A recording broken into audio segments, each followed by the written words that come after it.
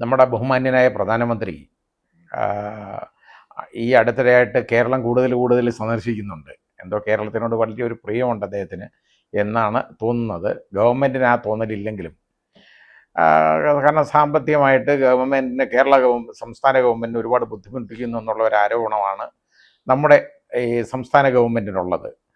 അത് ശരിയാണെന്ന് സംസ്ഥാന ഗവൺമെൻറ്റും അത് തെറ്റാണെന്ന് യൂണിയൻ ഗവൺമെൻറ്റും ഇങ്ങനെ പരസ്പരം പഴിചാരിക്കൊണ്ടിരിക്കുന്ന ഒരു സമയത്താണ് നമ്മുടെ ബഹുമാന്യനായ പ്രധാനമന്ത്രി ഈ ഇടയ്ക്കിടെ കേരളം സന്ദർശിക്കുന്നത്. അദ്ദേഹം ഇപ്പോൾ തിരുവനന്തപുരം സന്ദർശിച്ചപ്പോൾ അതിൽ ചില രാഷ്ട്രീയ പ്രസ്താവനകളുണ്ടാകും എന്നുള്ളതൊക്കെ ആളുകൾ ഒരു പ്രതീക്ഷയുണ്ടായിരുന്നു. അങ്ങനെ കാരണം ഇവിടെ പ്രത്യക്ഷത്തിൽ ഈ ബി ജെ പിക്കും എതിരായിട്ടുള്ളതെന്ന് പറയുന്നത് യഥാർത്ഥത്തിൽ കോൺഗ്രസും അതുപോലെ തന്നെ സി പി എമ്മും ആണ്. അപ്പോൾ രണ്ട് പ്രബല കക്ഷികൾ കേരളത്തിലുള്ളതെന്ന് പറയുന്നത് ഒന്ന് കോൺഗ്രസും ഒന്ന് സി പി എമ്മും ആണ്. അപ്പോൾ അവർ രണ്ടുപേരും ഇവരോട് എതിര് പറയുന്നു എങ്കിൽ പോലും ജനങ്ങൾക്ക് ഇവരൊക്കെ തമ്മിൽ ഒരു അന്തർധാരയുണ്ടോ എന്നൊരു സംശയമുണ്ട്. അതായത് ഇപ്പോൾ പ്രത്യേകിച്ച് സി പി എമ്മും, അതായത് നമ്മുടെ ഈ ബഹുമാന്യനായ മുഖ്യമന്ത്രിയും അതുപോലെ തന്നെ നമ്മുടെ കേന്ദ്രം ഭരിക്കുന്ന പാർട്ടി അവിടെ ചിലരുമായിട്ട് ചില നീക്കുപോക്കുകൾ അദ്ദേഹത്തിനുണ്ടോ എന്നിങ്ങനെ പൊതുജനങ്ങൾക്കൊരു സംശയമുണ്ട്. അതിന് കുറ്റം പറയാനും പറ്റത്തില്ല പല കാര്യങ്ങളിലും. അതിന് കുറ്റം പറയാൻ പറ്റാത്ത ഒരു കാര്യം ഞാൻ പറയാൻ കാരണം, അവിടെ ഈ അടുത്ത സമയത്ത് ശ്രീ മാത്യു കുഴൽനാടൻ ഒരാരോപണം ഉന്നയിച്ചെന്ന് പറഞ്ഞു കഴിഞ്ഞാൽ നമ്മുടെ ബഹുമാന്യനായ മുഖ്യമന്ത്രി 100 കോടി രൂപയ്ക്ക് അടുത്ത് ഇതിന് കൈപ്പറ്റിയിട്ടുണ്ട്. കരിമണൽ കമ്പനിയിൽ നിന്ന്, അതായത് ഈ കർത്തായിൽ നിന്ന് പണം പറ്റിയിട്ടുണ്ട്, CMRL നിന്ന് പണം പറ്റിയിട്ടുണ്ട് എന്ന് അദ്ദേഹം വളരെ വളരെ ആധികാരികമായിട്ട് തന്നെ ഒരു ആരോപണം ഉന്നയിക്കുകയാണ്. അത് സത്യമാണോ അല്ലയോ എന്നുള്ളതിനെക്കുറിച്ച് നമുക്കറിഞ്ഞൂടോ. പക്ഷേ അതിൽ സംശയിക്കാൻ കുറേ കാര്യങ്ങളുണ്ട്. അതിൻ്റെ ഒരു കാര്യം എന്ന് പറയുന്നത് 2021 മുതൽ ഇതിൻ്റെ ED അന്വേഷണം, അതായത് ശ്രീമതി വീണയ്ക്കെതിരെയും അതുപോലെ ശ്രീ പിണറായി വിജയനെതിരെയും EDയുടെ അന്വേഷണം നടക്കുന്നു എന്നുള്ളത് ഈ നാട്ടുകാരും അറിഞ്ഞിട്ടില്ല. ഇവിടുത്തെ മാധ്യമങ്ങളൊന്നും ഇത് നാട്ടുകാരുടെ മുമ്പിൽ കൊണ്ടുവന്നില്ല. ഈ മാധ്യമങ്ങൾക്ക് അത് അറിയില്ല, അല്ലെങ്കിൽ അറിഞ്ഞു കഴിഞ്ഞിട്ട് പോലും അവർ നിശബ്ദരാണ് എന്നുള്ളതാണ്. അതിൻ്റെ കണ്ട രണ്ട് പ്രബല കക്ഷികളാണ് ഇതിൻ്റെ പുറകിലുള്ളത്. ഒന്ന് CPM ഉണ്ട്, അതേപോലെ BJP ഉണ്ട്.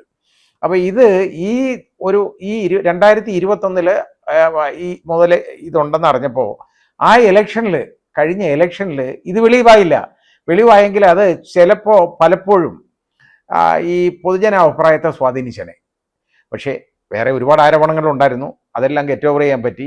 ഇത് കുറച്ചുകൂടെ കടുത്തതായിരുന്നു, ചെയ്യാൻ പറ്റില്ല. ഇതാരമർത്തി എന്ന് ചോദിച്ചു കഴിഞ്ഞാൽ ഇത് കോൺഗ്രസ്സുകാരല്ലല്ലോ, കാരണം അവർക്കറിയില്ല. ഇനി ചിലപ്പോൾ അവർ അറിഞ്ഞാലും ചിലപ്പോൾ അതും പുറത്ത് പറഞ്ഞോ ഇല്ലയോ എന്ന് എനിക്കറിയില്ല, പറയുമായിരുന്നോ ഇല്ലയോ എന്ന് എനിക്കറിയില്ല. കോൺഗ്രസ്സുകാരെന്തായാലും അറിഞ്ഞിരുന്നെങ്കിൽ പലതുപക്ഷം ഇത് അറിഞ്ഞിരുന്നെങ്കിൽ അവർ ആ ഇലക്ഷൻ്റെ കാലത്ത് ഇത് വെളിയിൽ കൊണ്ടുവന്നതിന് നിർബന്ധമായിട്ടും. പിന്നെ ഇത് ആരമർത്തി? BJPക്ക് അറിയാൻ പാടില്ലെന്ന് നമുക്ക് പറയാൻ ഒക്കത്തില്ലല്ലോ. കാരണം ED ആരുടെ കീഴിലാണ് ഉള്ളത്? യൂണിയൻ ഗവൺമെൻറ് കീഴിലാണുള്ളത്. യൂണിയൻ ഗവൺമെൻറ് ഭരിക്കുന്നത് BJP എന്ന് പറയുന്ന രാഷ്ട്രീയ പ്രസ്ഥാനമാണ്. അപ്പോൾ ഇത് മനഃപൂർവ്വം ജനങ്ങളുടെ ശ്രദ്ധയിൽ കൊണ്ടുവരാതെ ആ ഇലക്ഷൻ എന്തോ ഒരു നീക്കുപോക്കുണ്ടായത് മൂലം ഇത് അമർച്ച ചെയ്തു. കാരണം ഇത് അമർത്തി വെച്ചു എന്നുള്ളതാണ്. ഇത് പുറത്തു വരാത്ത രീതിയിൽ ഇത് അമർത്തി വെച്ചു, ജനങ്ങളുടെ ശ്രദ്ധയിൽ ഇത് കൊണ്ടുവരാതെ കഴിയുന്നിടത്തോളം നോക്കി എന്നുള്ളതാണ് നമുക്കതിൽ നിന്ന് മനസ്സിലാവുന്നത്. അപ്പോൾ ഇവർ തമ്മിൽ എന്തെങ്കിലും ഇടപാടില്ലേ? ഒരിക്കലും ഇല്ലെന്ന് പറയാൻ ഒക്കത്തില്ല. അതിൻ്റെ ഒരു പ്രതിഫലനമാണ് ഇപ്പോൾ യഥാർത്ഥത്തിൽ നമ്മുടെ ബഹുമാന്യനായ പ്രധാനമന്ത്രിയുടെ രാഷ്ട്രീയ പ്രസ്ഥാനങ്ങളിലും തിരുവനന്തപുരം കണ്ടത്. കാരണം അദ്ദേഹം വന്നതപ്പോൾ ഇവിടെ BJPയുടെ സംസ്ഥാന പ്രസിഡന്റ് നയിക്കുന്ന ഒരു ജാഥയുണ്ട്. അങ്ങനെ ജാഥയല്ലേ, അതിൻ്റെ പേരൊന്നും ഞാൻ ഓർക്കുന്നില്ല, ഏതോ ഒരു ജാഥ നയിച്ചു. ആ ജാഥയുടെ സമാപനമായിരുന്നു തിരുവനന്തപുരത്ത്. ഏതായാലും ആ സമാപന സമ്മേളനത്തിൽ നമ്മുടെ ബഹുമാന്യനായ പ്രധാനമന്ത്രി പ്രസംഗിക്കുമ്പോൾ എല്ലാവരും യഥാർത്ഥത്തിൽ ഒരു നാച്ചുറലായിട്ട് ഉള്ള രീതിയിൽ എല്ലാവരും സ്വാഭാവികമായിട്ട് ചിന്തിക്കുക എന്ന് പറയുന്നത്, പ്രതീക്ഷിക്കുക എന്ന് പറയുന്നത്, ഇവിടെ മാർക്സിസ്റ്റ് പാർട്ടി നടത്തുന്ന അഴിമതികളെക്കുറിച്ചും അക്രമങ്ങളെക്കുറിച്ചും ഒക്കെ അദ്ദേഹം വാചാലനായി സംസാരിക്കും എന്നുള്ളതായിരുന്നു. അത് മാത്രമല്ല, പ്രത്യക്ഷത്തിൽ അത്രത്തോളം പരസ്യമായ ആരോപണങ്ങൾ അത് സെൻട്രൽ ഗവൺമെൻറ് കീഴിലുള്ള ഏജൻസികൾ തന്നെ കർണാടക ഹൈക്കോടതിയിൽ റിപ്പോർട്ട് ചെയ്തിട്ടുള്ളതുമാണ്. ശ്രീമതി വീണ വിജയനെയും അതുപോലെതിരെയും അതുപോലെ നമ്മുടെ ശ്രീ പിണറായി വിജയനെതിരെയും ഉള്ള ആരോപണങ്ങൾ, അഴിമതി ആരോപണങ്ങൾ അതിൽ പൊങ്ങി വരും. അത് അദ്ദേഹം അതിൽ ഊന്നൽ കൊടുക്കും, പറയും എന്ന് എല്ലാവരും സ്വാഭാവികമായി പ്രതീക്ഷിച്ചു. പക്ഷേ മിണ്ടിയില്ല ഒരക്ഷരം. അതും കഴിഞ്ഞ ഇലക്ഷന് ഞാൻ ഈ പറഞ്ഞ കാര്യം കൂടെ ഒന്ന് ചേർത്ത് വായിച്ചു നോക്കിക്കോളൂ. ഒന്ന് ചേർത്ത് വായിച്ചാൽ ഇവർ തമ്മിൽ ഇപ്പോൾ ഒരുപാട് നീക്കുപോക്കുകളില്ലേ എന്ന് നമുക്ക് സംശയിക്കുന്നതിൽ എന്തെങ്കിലും ആരെങ്കിലും കുറ്റം പറയാൻ പറ്റുമോ? ധാരാളം നീക്കുപോക്കുകൾ ഉണ്ടെന്നുള്ളതാണ്. പിന്നെ പറയും ഇത് രാഷ്ട്രീയമല്ലേ, എന്ത് ചെയ്യാം, രാഷ്ട്രീയക്കാർക്ക് എന്തനാവശ്യം കാണിക്കാമെന്നുള്ളതാണ് നമ്മുടെ നാട്ടിലെടുക്കുന്ന രാഷ്ട്രീയക്കാർ. ഇപ്പോഴത്തെ നമ്മുടെ രാഷ്ട്രീയക്കാരെ കൈക്കൊള്ളുന്ന അവരുടെ ഒരു ഇടപാട്, അവരുടെ ഒരു തീരുമാനം എന്ന് പറയുന്നത് രാഷ്ട്രീയക്കാർക്കാണെങ്കിൽ എന്ത് ചെയ്യാമെന്നുള്ളതാണ്. എന്തനാവശ്യം കാണിക്കുക, എന്ത് തോന്നിയ ദിവസം കാണിച്ചാലും രാഷ്ട്രീയത്തിൽ അത് പ്രശ്നമല്ല. രാഷ്ട്രീയക്കാർക്ക് എന്നും സ്ഥിരമായ ഒരു ബന്ധമില്ല, സ്ഥിരമായി ആരുമായിട്ട് എതിർപ്പുമില്ല എന്നൊക്കെ ഒരുപാട് പേര് വിളിച്ച് പുലമ്പുന്ന നമ്മൾ കേട്ടിട്ടുള്ളതാണ്. പക്ഷേ ധാർമ്മികതയുടെ പ്രശ്നം നമ്മളൊന്ന് ആലോചിച്ച് നോക്കിയുള്ളൂ. ഈ രാഷ്ട്രീയക്കാർക്കൊരു ധാർമ്മികത വേണ്ടേ? ജനങ്ങളുടെ മുമ്പിൽ ഞങ്ങൾ വളരെ എതിരാണ് എന്ന് പറഞ്ഞിട്ട് ജനങ്ങളെ തമ്മിൽ ഇടിപ്പിച്ച് ചോര കുടിക്കുന്ന ഒരു പ്രസ്ഥാനമായി രാഷ്ട്രീയ പ്രസ്ഥാനങ്ങൾ മാറിക്കൊണ്ടിരിക്കുന്നു എന്നുള്ളതിൻ്റെ തെളിവുകളാണ് ഇതെല്ലാം. കാരണം ജനങ്ങൾ തമ്മിൽ അടിക്കണം, അവർ തമ്മിൽ വലിയ വൈരാഗ്യം കാണണം.